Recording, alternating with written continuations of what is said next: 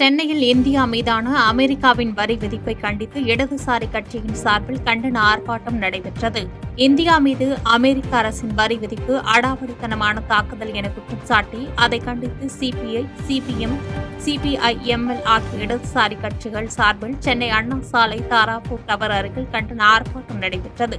இந்த ஆர்ப்பாட்டத்தில் ராமுத்தரசன், கே. சண்முகம், பழ ஆசைத்தம்பி உள்ளிட்ட 200க்கும் மேற்பட்டோர் கலந்து கொண்டு மத்திய அரசுக்கு எதிராகவும் அமெரிக்காவை கண்டித்து முழக்கங்களை எழுப்பினர். தொடர்ந்து செய்தியாளர்களிடம் பேசிய கே. சண்முகம், அதிபர் ஆட்சி இருந்தால் என்ன நடக்கும் என்பதற்கு அமெரிக்க அதிபர் டிரம்பின் நடவடிக்கை ஒரு உதாரணம் என்றும், தனிநபரின் விருப்பு வெறுப்பிற்காக பல நாடுகள் இந்த அபரிமிதமான வரி விதிப்பின் காரணமாக பாதிக்கப்பட்டுள்ளது என்று குற்றம் சாட்டினார். தொடர்ந்து செய்தியாளர்களிடம் பேசிய முத்தரசன், வரி விதிப்பு விவகாரத்தில் அமெரிக்காவிடம் சரணடையாமல் அதற்கு மாறாக மாற்று என்ன என்பதை யோசித்து மாற்றுக் கொள்கையை உருவாக்கி அதன் மூலமாக இந்திய தொழிலை, இந்திய விவசாயத்தை, தொழிலாளர்களை காப்பாற்ற மத்திய அரசு நடவடிக்கை எடுக்க வேண்டும் என்று வலியுறுத்தினார். அமெரிக்காவிடம் சரணடையாது, அதற்கு மாறாக மாற்று என்ன என்பதை பற்றி யோசித்து மாற்றுக் கொள்கையை உருவாக்கி இடதுசாரிகளோடு மற்ற கட்சிகளோடு கலந்து பேசி ஒரு மாற்றுக் கொள்கையை உருவாக்கி அதன் மூலமாக இந்திய தொழிலை, இந்திய விவசாயத்தை, இந்திய தொழிலாளர்களை காப்பாற்ற மோடி அரசாங்கத்தை வலியுறுத்தி அடாவடித்தனமாக மேற்கொண்டிருக்கிற அமெரிக்க ஏகாதிபத்தியத்தை கண்டித்து இந்த ஆர்ப்பாட்டத்தை நடத்துகிறோம். பொதுமக்கள் அனைவரும், ஜனநாயகத்தில் நம்பிக்கை உள்ள அனைவரும், நாட்டுப்பற்று உள்ளோர் அனைவரும் இந்த போராட்டத்தை ஆதரிக்க வேண்டும் என்று கம்யூனிஸ்ட் கட்சிகளின் சார்பில் அன்போடு வேண்டி கேட்டுக்கொள்கிறோம். ஆரணி அருகே ரூபாய் 14 லட்சம் மதிப்பில் கலையரங்கம் மற்றும் பக்க கால்வாய் அமைக்கும் பணியினை அதிமுக முன்னாள் அமைச்சர் தொடங்கி வைத்தார். திருவண்ணாமலை மாவட்டம் ஆரணி அருகே அதிமுக சட்டமன்ற உறுப்பினர் தொகுதி வளர்ச்சி நிதியிலிருந்து ரூபாய் 14,70,000 மதிப்பீட்டில் கலையரங்கம் மற்றும் பக்க கால்வாய் அமைக்கும் பணி தொடங்கியது. இதனை முன்னாள் அமைச்சரும் ஆரணி அதிமுக சட்டமன்ற உறுப்பினருமான சேவூர் எஸ். ராமச்சந்திரன் பூமி பூஜை செய்து பணியினை தொடங்கி வைத்தார். இந்நிகழ்வில் நகர செயலாளர் அசோக்குமார், அதிமுக கவுன்சிலர் மோகன் உட்பட கழக நிர்வாகிகள், கிராம பொதுமக்கள் பலர் கலந்து கொண்டனர். கடலூர் தொழிற்சாலையில் விபத்து ஏற்பட்டு 50க்கும் மேற்பட்டோர் மருத்துவமனையில் அனுமதிக்கப்பட்டுள்ள நிலையில் தொழிற்சாலையை நிரந்தரமாக மூட வேண்டும் என்று கிராம மக்கள் கோரிக்கை வைத்தனர். கடலூர் சிப்காட்டில் அமைந்துள்ள கிரிம்சன் ஆர்கானிக் ரசாயன தொழிற்சாலையில் விபத்து ஏற்பட்டுள்ளது. ரசாயனம் செல்லும் வழியிலிருந்து கேஸ்கெட் வெடித்து திடீரென ரசாயனம் புகை மண்டலமாக பரவியது. பொதுமக்கள் கண்ணெரிச்சல், மயக்கம் ஏற்பட்டு மருத்துவமனைக்கு அழைத்து செல்லப்பட்டனர். கடந்த 2021ஆம் ஆண்டு இந்த தொழிற்சாலையில் ஏற்பட்ட விபத்தில் 4 தொழிலாளர்கள் உயிரிழந்த நிலையில் தொடர்ந்து இது மாதிரியான அசம்பாவிதங்கள் நடைபெறுவதால் தொழிற்சாலை நிரந்தரமாக மூட வேண்டும் என்று கிராம மக்கள் கோரிக்கை விடுத்தனர். விபத்து நடைபெற்ற இடத்தில் கோட்டாட்சியர் சுந்தரராஜன் தலைமையில் வட்டாட்சியர் மகேஷ் மற்றும் வருவாய்த்துறையினர், மாவட்ட காவல் கண்காணிப்பாளர் ஜெயக்குமார், மாசு கட்டுப்பாட்டுத்துறை அதிகாரிகளும் விபத்து குறித்து ஆய்வு நடத்தினர். ஜிஎஸ்டி வரி விகித மாற்றம் என்பது அமெரிக்க வரி விதிப்பை மடைமாற்றம் செய்யும் செயல் என்று திருமாவளவன் விமர்சித்துள்ளார். மதுரையில் போக்குவரத்து கழகத்தில் பணியாற்றிய ராமகிருஷ்ணன் சந்தேகத்திற்கிடமான முறையில் உயிரிழந்த நிலையில் அவரது உருவப்படத்திற்கு விசிக தலைவர் திருமாவளவன் நேரில் மலர் தூவி மரியாதை செலுத்தினார். தொடர்ந்து செய்தியாளர்களை சந்தித்த அவர், தமிழ்நாடு முதலமைச்சர் ஸ்டாலின் ஆக்ஸ்போர்ட் பல்கலைக்கழகத்தில் தந்தை பெரியாரின் திருவுருவப்படத்தை திறந்து வைத்தது பெரியாரின் சிந்தனைகள் உலகம் முழுவதும் பரவுவதற்கான ஒரு சாட்சியம் என்று புகழாரம் சூட்டினார். மேலும் மனம் திறந்து பேசுகிறேன் என்று அறிவித்த செங்கோட்டையன் முழுமையாக மனம் திறக்க ஏன் தயங்குகிறார் என்று கேள்வி எழுப்புவதாக கூறினார். மேலும் திமுக கூட்டணியை வீழ்த்துவதற்கு தமிழ்நாட்டில் ஒரு அணி இன்னும் உருவாக்கவில்லை என்று கூறினார். ஜிஎஸ்டி வரி விகித மாற்றத்தால் பெரிய அளவில் சிறு தொழில் வணிகர்கள், எளிய விளிம்பு நிலை மக்கள் பயன்பெறுவர் என்று சொல்ல முடியாது என்று கருத்து கூறிய அவர், அமெரிக்க அரசு நம் மீது விதித்துள்ள வரி தொடர்பான எதிர்ப்பை மடைமாற்றம் செய்வதற்கு செய்யப்பட்டுள்ளது இந்த ஜிஎஸ்டி வரி விகித மாற்றம் என்று விமர்சித்து பேசினார். அதனால் பெரிய அளவில் சிறு குறு தொழில் செய்யக்கூடியவர்கள், சிறு குறு வணிகர்கள், விளிம்பு நிலை மக்கள், எளிய மக்கள் பயன்பெறும் என்று சொல்ல முடியாது. 28% இருந்த சில பொருட்களுக்கான வரியை இப்போது 40% உயர்த்தி இருக்கிறார்கள் என்கிற கடும் விமர்சனமும் எழுந்துள்ளது. ஆகவே இது அமெரிக்க அரசு நம் மீது விதித்திருக்கிற வரி தொடர்பான எதிர்ப்பை மடைமாற்றம் செய்வதற்கு, திசை திருப்புவதற்கு செய்யப்பட்டிருக்கிற ஒரு கண் துடைப்பான அறிவிப்பு என்றுதான் சொல்லப்படுகிறது.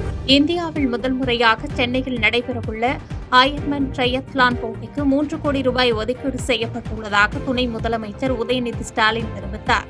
சென்னை தேனாம்பேட்டை ஹயாட் ரெஜென்சியில் தமிழ்நாடு விளையாட்டு மேம்பாட்டு ஆணையம் மற்றும் யோஸ்கா இணைந்து இந்தியாவில் முதல் முறையாக சென்னையில் நடத்தும் அயன்மேன் ட்ரையத்லானை அறிமுகப்படுத்தி பந்தய லட்சணையை துணை முதலமைச்சர் உதயநிதி ஸ்டாலின் வெளியிட்டார். அப்போது மேடையில் பேசிய அவர், தமிழ்நாடு முதலமைச்சரின் துணையுடன் தொடர்ந்து சர்வதேச அளவிலான போட்டிகள் தமிழ்நாட்டில் நடத்தி வருவதாக தெரிவித்தார். இந்தியாவில் முதன்முறையாக அயன்மேன் ட்ரையத்லான் போட்டியை சென்னையில் நடத்துவது பெருமையானது என்றும் இந்த போட்டியை நடத்த தமிழ்நாடு அரசு சார்பில் ரூபாய் 3 கோடி ஒதுக்கப்பட்டுள்ளதாக தெரிவித்தார். மேலும் இந்த ட்ரையத்லான் போட்டி 2026ஆம் ஆண்டு ஜனவரி 11ஆம் தேதி கிழக்கு கடற்கரை சாலையில் அமைந்துள்ள MGM பீச் ரிசார்ட்டில் நடைபெறும் என்று தெரிவித்தார்.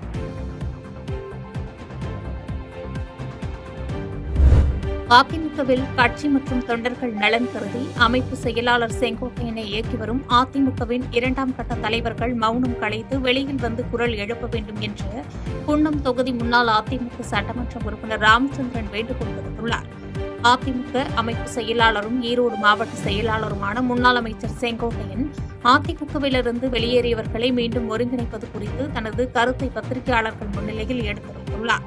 இந்நிலையில் செங்கோட்டையன் கூறியுள்ளதை ஏற்று கட்சி தொண்டர்களை ஒருங்கிணைக்க எடப்பாடி பழனிசாமி மறுத்துவிட்டால் தமிழகம் முழுவதும் OPS அணியின் சார்பில் முன்னாள் அமைச்சர் வைத்தியலிங்கத்தின் அனுமதியுடன் வேட்பாளர்களை நிறுத்துவோம் என்று குன்னம் தொகுதி முன்னாள் சட்டமன்ற உறுப்பினர் ராமச்சந்திரன் தெரிவித்துள்ளார். பிரிந்தவர்கள் சேர்ந்தால் தனது தலைமை பறிபோகும் என்ற பயத்தில் தன்னம்பிக்கை இல்லாது எடப்பாடி பழனிசாமி இதுபோல் நடந்து கொள்கிறார் என்றும் விமர்சித்தார். மேலும் தமிழகம் முழுவதும் போட்டி வேட்பாளர் என்ற நிலை ஏற்பட்டால் கண்டிப்பாக எடப்பாடி பழனிசாமி தலைமையிலான அதிமுக படுதோல்வியை சந்திக்கும் என்றும் தெரிவித்தார். 2026 தேர்தலில் பாஜக ஒருங்கிணைந்த அதிமுகவை விரும்புவதாக தெரிவித்த அவர், அதற்கு எடப்பாடியார் ஒத்துவரவில்லை என்றால் அண்ணாமலை வழியில் தினகரன் OPS உடன் பாஜக இணைந்து கூட்டணியை உருவாக்கி தேர்தலை சந்தித்து எடப்பாடியார் தனித்து விடப்படவும் வாய்ப்புள்ளது என்றார். கட்சி நலன் கருதி, உங்கள் நலன் கருதி எடப்பாடியோட இருக்கக்கூடிய 2ஆம் கட்ட தலைவர்கள், அனைத்து தொண்டர்களும் 2ஆம் கட்ட தலைவர்கள் பிரிந்தவர்கள் எல்லாம் ஒன்று சேர வேண்டும் என்ற குரலை எழுப்ப வேண்டும் என்று அவர்களுக்கு நான் கோரிக்கை வைக்கிறேன். வ.உ.சி. சிதம்பரனாரின் 154வது பிறந்த நாளை முன்னிட்டு அவரது உருவப்படத்திற்கு அமைச்சர் மூர்த்தி மலர் தூவி மரியாதை செலுத்தினார். கப்பலோட்டிய தமிழர் சுதந்திர போராட்ட வீரர் வ.உ.சி. சிதம்பரனாரின் 154வது பிறந்த நாளை முன்னிட்டு மதுரை வடக்கு மாவட்ட திமுக சார்பில் மாவட்ட செயலாளரும் வணிக வரி மற்றும் பதிவுத்துறை அமைச்சருமான பி. மூர்த்தி தலைமையில் வ.உ.சி. சிதம்பரனாரின் திருவுருவ படத்திற்கு மாலை அணிவித்து மரியாதை செலுத்தப்பட்டது. தொடர்ந்து அனைவருக்கும் இனிப்புகளும் வழங்கப்பட்டது. மேலும் இந்த நிகழ்ச்சியில் சோழவந்தான் சட்டமன்ற உறுப்பினர் வெங்கடேசன், திமுக கட்சி நிர்வாகிகள், வ.உ.சி. சமுதாய அமைப்பினர் உள்ளிட்ட ஏராளமானோர் கலந்து கொண்டனர்.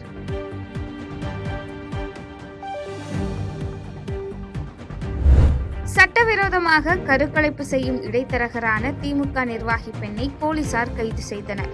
திருப்பத்தூர் மாவட்டம் வாணியம்பாடி அருகே மேகநாதன் என்ற ராணுவ வீரரின் மனைவி 3வது முறையாக கர்ப்பம் தரித்த நிலையில் வயிற்றில் இருப்பது பெண் குழந்தை என தெரிய வந்ததை அடுத்து பூங்குளம் பகுதியைச் சேர்ந்த திமுக நிர்வாகியை அணுகியுள்ளனர். தொடர்ந்து திமுக நிர்வாகி தேவி என்ற இடைத்தரகரை தொடர்பு கொண்டுள்ளார். இந்த நிலையில் கருக்கலைப்பிற்காக வந்து சேலத்தை சேர்ந்த கனகா என்பவர் மீது ஏற்கனவே வழக்கு இருந்து தேடிக்கொண்டிருந்த நிலையில் சிக்னல் மூலம் காவல்துறையினர் கவிதாவை கைது செய்து அவரை விசாரணைக்காக அழைத்து சென்று தப்பியோடிய கனகாவை தீவிரமாக தேடி வருகின்றனர். அதனைத் தொடர்ந்து சட்டவிரோதமாக கருக்கலைப்பு செய்ய முயன்ற தேவி மற்றும் அவரது தாய் ஜோலார்பேட்டையை சேர்ந்த விஜயா ஆகியோரை குடிசிலாப்பட்டி காவல்துறையினர் விசாரணைக்காக அழைத்து சென்றனர்.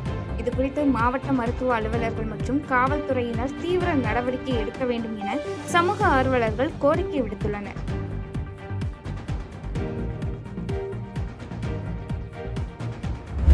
வந்தவாசியில் ஆக்ஸ்போர்ட் பல்கலைக்கழகத்தில் பெரியார் படத்தை திறந்து வைத்து முதலமைச்சர் ஆற்றிய உரை திரையிடப்பட்டது.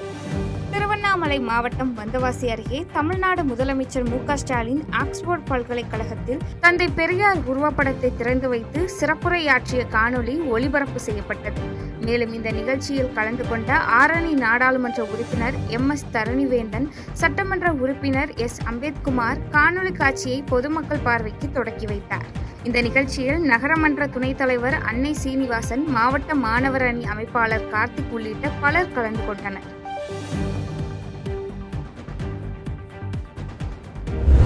கப்பலோட்டிய தமிழர் வ.உ.சி.யின் 154வது பிறந்த நாள் விழாவை முன்னிட்டு அதிமுக முன்னாள் அமைச்சர்கள் மாலை அணிவித்து மரியாதை செலுத்தினர். கப்பலோட்டிய தமிழர் வ.உ.சி.யின் 154வது பிறந்த நாள் விழாவை முன்னிட்டு தூத்துக்குடி மாவட்டம் கோவில்பட்டி சைவ வேளாளர் சங்கத்தில் உள்ள வ.உ.சி. சிதம்பரனாரின் சிலைக்கு அதிமுக முன்னாள் அமைச்சர்கள் வளர்மதி மற்றும் கடம்பூர் சே. ராஜு ஆகியோர் மாலை அணிவித்து மரியாதை செலுத்தினர். மேலும் இந்த நிகழ்ச்சியில் முன்னாள் எம்எல்ஏ சின்னப்பன், முன்னாள் மாவட்ட ஊராட்சி தலைவர் சத்யா மற்றும் அதிமுக நிர்வாகிகள் கலந்து கொண்டனர். இதேபோன்று திமுக சார்பில் நகர்மன்ற தலைவரும் திமுக நகர செயலாளருமான கருணாநிதி தலைமையில் திமுகவினர் வ.உ.சி. சிலைக்கு மாலை அணிவித்து மரியாதை செலுத்தினர்.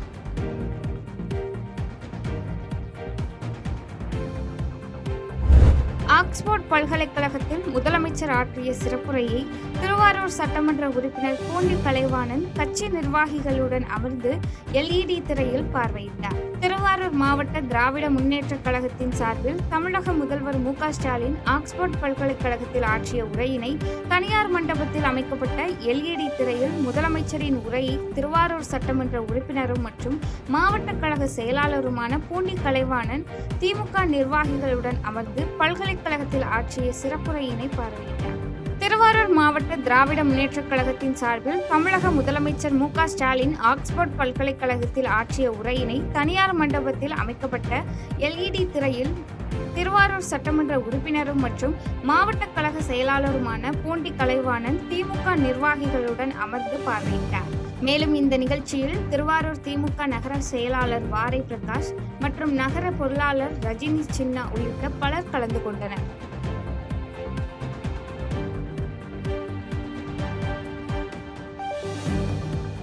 செய்திகளை உடனுக்குடன் தெரிந்து கொள்ள கீழ்கண்ட கேபிள் மற்றும் DTH நெட்வொர்க்குகளில் எம்நாடு செய்தி தொலைக்காட்சியை காணுங்கள்.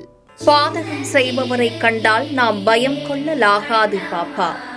மோதி மிதித்து விடு பாப்பா, அவர் முகத்தில் உமிழ்ந்து விடு பாப்பா. அண்மை செய்திகளை உடனுக்குடன் தெரிந்து கொள்ள இணைந்திருங்கள் எம்நாடு தொலைக்காட்சியுடன்.